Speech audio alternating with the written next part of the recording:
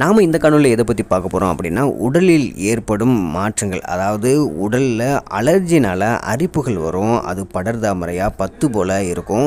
சிலருக்கு ஒரு இடத்துலேருந்து மற்றொரு இடத்துக்கு போனோம்னா அங்கே உள்ள தண்ணி ஒத்துக்காமல், இல்லை அங்கே உள்ள கிளைமேட் ஒத்துக்காமல் உடலில் அரிப்பு வர்றதுக்கு வாய்ப்பு இருக்குது.